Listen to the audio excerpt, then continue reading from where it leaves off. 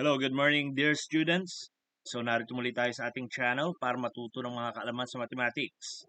So, our topic for today is all about measures of positions for ungrouped data. So, pag pinag-uusapan natin ang measure of position for ungrouped data, pinag-uusapan natin dyan ang quartile, decile, percentile at standard score o yung C-score. Pero ngayon, let us focus on quartile. Okay? Last time, nakapag-upload ako sa inyo ng quartile for ungrouped data. Iba ang formula na ginamit natin doon dahil nga sa mathematics may mga iba't ibang paraan para isolve ang isang problem. Now, let us go to quartile for ungrouped data. So, itong meaning ng quartile. A quartile is a statistical term that describes a division of observation uh, into four defined intervals based on the values of data and how they compared to the entire set of observation. Quartiles are organized into lower quartile, yan yung Q1 or Q sub 1, median quartile, yan yung Q sub 2, at upper quartile, which is Q sub 3. Ito yon. The quartiles are score points which divide a distribution in 4 equal parts. Ayan. So, yung first part, yung Q1 o lower quartile, that's 25% of the data. Yung median, yan yung kalahati, which is the middle term or middle value. Yung upper quartile, yan yung 75% or the Q3. Okay? These are the terms that you need to know about quartile. The median. The median divides the data into two half and upper half. Yan, hinahati niya sa gitna. The lower quartile is the middle value of the lower half. So, yan yung 25%. The upper quartile is the middle value of the upper half. At yung interquartile range, yung IQR, is measure of the spread of the middle half of the distribution. So, pag subtract mo yung Q sub 3 minus Q sub 1, yun yung interquartile range natin. Okay? So, ito yon. So, first quartile, median quartile, at third quartile. Ayan. So, ito yung interquartile range natin. Q sub 3 or Q3 minus Q sub 2 or Q1. Okay? This is the formula for getting the quartile. Hindi lang just the second quartile, kundi third quartile at okay? So, etong number 4, wala na tayong fourth quartile. So, first quartile, second quartile, at third quartile lang. So, let us have an example here. Find the median or the Q2, lower quartile or the Q1, and the upper quartile or Q3 of the following numbers. Ayan. As given. Huwag nyo munang pansinin yung main answer dyan na interquartile range yan eh. So, this is the solution. Una, i-arrange mo yan sa ascending order or pataas. 5, 7, 12, 14. So, lahat ng value na nakikita mo dito, you need to arrange it in an ascending order. Okay? So, gamitin natin yung formula. Q sub 2 is equal to 2 over 4. Yun yung 2 over 4. This is the second quartile over 4 times 11. Saan natin nakuha yung 11? Ayan o. Bilangin mo lahat. 1, 2, 3, 4, 5, 6, 7, 8, 9, 10, 11. So, ang n natin is 11. Plus 1. So, that is equal to 11 plus 1 is 12. So, 2 over 4 times 12. So, we have 24 over 4. 24 over 4 is the same as saying 24 divided by 4. So, that is equal to 6. Ang ibig sabihin ng 6, that is the 6th term. Hindi pa yan yung mismong answer. That is the 6th term. So, ibig sabihin, from the given data, magbibilang tayo ng 6 terms. So, 1, 2, 3, 4, 5, and 6. So, ano answer natin? This is the second quartile. This is the sixth term. Okay? So, we have Q sub 2 is equal to 22, and that is our answer for the median. So, isa pa lang nasagot natin. Let us answer the lower quartile. So, sa lower quartile naman, Q sub 1, papalitan natin yung 2 dito ng 1. Okay? Q sub 1 is equal to 1 over 4 times 11 plus 1. Again, yung 1 dito, nakuha natin dito. First quartile siya. Over 4 times 11 plus 1. So, we have 11 plus 1, that is 12. So, we have 1/4 times 12 is the same as 12 over 4. And 12 over 4 is same as saying 12 divided by 4. And that is equal to 3. And that's not yet the answer because 3 means the third term. So, bibilang tayo ng tatlong terms dito. 1, 2, 3. So, what is the third term? We have the Q sub 1 or Q1. And that's the answer. Q sub 1 is equal to 12. Okay, now let's proceed to the upper quartile, yung Q sub 3. Okay? So, yung Q sub 3 natin, okay, papalitan natin yung N natin dito ng 3 na nakuha natin dito, third term. Okay? 3 over 4 times 11 plus 1, yung 11, again, this is the number of terms. Ito, kung bibilangin mo ito, this is 11. So, 3 over 4 times 11 plus 1, so we have 11 plus 1 is 12. Okay? So, 3 over 4 times 12 is the same as 3 times 12. Huh? That is 36 over 4. What is 36 over 4? 36 divided by 4 is 9. And that's not yet the answer.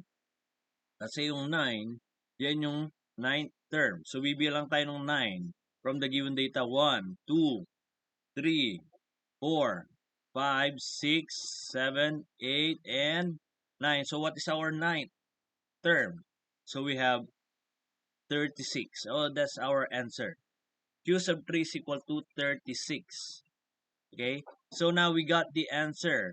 Q sub 2, Q sub 1, Q sub 3. Ayan. Those are the answers. Now, we also need to find out the interquartile range. Paano ba natin makukompute ang ating interquartile range or IQR? So, again, for us to be able to solve for the IQR, we need to subtract Q sub 3 minus Q sub 1. So, our Q sub 3 is 36, and our Q sub 1 is 12. So, 36 minus 12, that is 24. So, this is our answer. Okay? Let us have another example here. Example number 2. Find median. Find the median.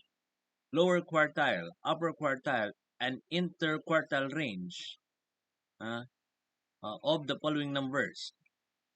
So again, the first solution that we need to do is to arrange the data into ascending order. So we have 5, 7, 12, 14, 15, 22, 25, 30, 36, 42, 53, and 65. So ayusin muna natin yan sa pataas na order. Next, bibilangin natin kung ilang terms. So 1, bilangin natin ha. So we have 1, 2, 3, 4, 5, 6, 7, 8, 9, 10, 11, and 12. So we have 12 terms. So using our formula, we can now find the Q sub 2. And that is equal to 2 over 4. Second term, kaya 2 yan ha. 2 over 4 times 12, which is the number of data, plus 1. So, ang una nating ayusin, siyempre yung 12 plus 1. That is 13. So, our Q sub 2 is equal to 2 over 4 times 13. 2 over 4 times 13 is the same as 26 over 4. And 26 over 4 is same as 26 divided by 4. And that is 6.5. Which means you need to round that up into the nearest whole number. Nearest whole number dahil 6.5. Wala namang 6.5 dito. So, the nearest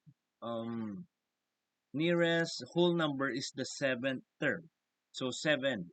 From the first number, we will count the seventh term 1, 2, 3, 4, 5, 6, and 7. So what is our seventh term?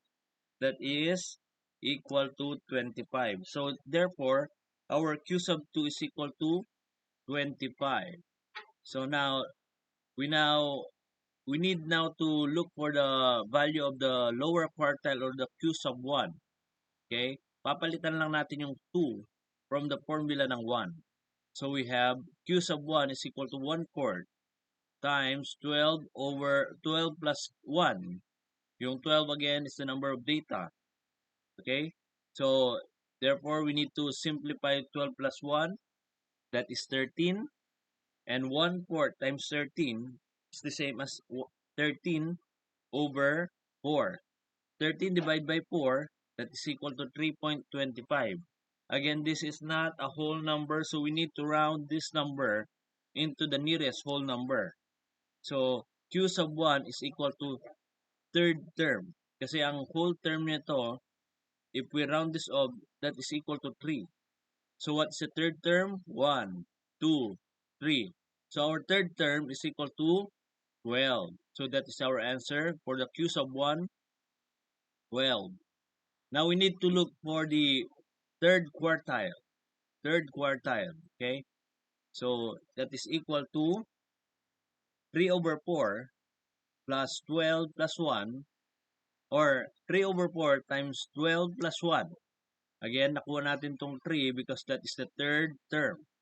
Okay, now, we have 3 over 4 times 13, that is equal to 39 over 4, and 39 divided by 4 is equal to 9.75. And again, that is not a whole number, so we need to round the number into the nearest whole number. So the nearest whole number is 10. Ibig sabihin, that is the 10th number or 10th data. 1, 2, 3, 4, 5, 6, 7, 8, 9, 10. So what is our 10th data? That is equal to 42. That's our answer. Q sub 3 is equal to 42. So ngayon, nahanap na natin yung Q sub 1, Q sub 2, Q sub 3. Those are the answers. Now we need to look for the IQR or the interquartile range. Again, how to find that? That is Q sub 3 minus Q sub 1. So IQR is equal to, what is the Q sub 3? So 42. 42 minus 12, which is the Q sub 1, that is equal to 30. So our IQR is equal to 30. Okay, now, you need to answer the following in a one whole paper. So, i-pause nyo muna itong video na ito at sagutan itong dalawang problem na ito para makita ninyo yung improvement ninyo sa ating topic for today. Once you already finish your work, you can play this video para makita ninyo yung solution. Kung tama ba, kung nakuha nyo ba yung tamang solution or not. So, you may start answering now. Okay, after answering these two problems given, ipapakita ko na yung sagot. Okay, ito yung sagot niya together with the solution. Doon sa first problem, ito ang answer with the solution. And for the second problem, this is the answer and the solution. Okay? Okay, after checking kung nakuha ninyo yung tamang sagot sa inyong seat work for today, sagutan nyo rin itong assignment na ibibigay ko sa inyo. Determine the interquartile range of the following data below. You have 1, 2, 3, 4, 5. So before you can get the interquartile range of the following data, again, ang unang-unang dapat ninyo gawin, i-arrange ninyo ang data in a descending or in an ascending order, pataas. Okay? Ayusin nyo muna. And then, hanapin nyo yung Q sub 1, Q sub 2, and Q sub 3. After finding that, you need to subtract. Para makuha nyo yung IQR, you need to subtract the Q sub 3 minus Q sub 1. Yun ang sagot. So, this is your assignment. Determine the interquartile range of the following data. So that is all for now. Our lesson for today about quartile. I hope you learned something from this video. And if you want more videos like this, don't forget to click the subscribe button at yung notification bell sa baba ng ating video para lagi kayo updated sa aking mga latest uploads sa aking channel. So that's all for now. And as always, have a nice day, everyone.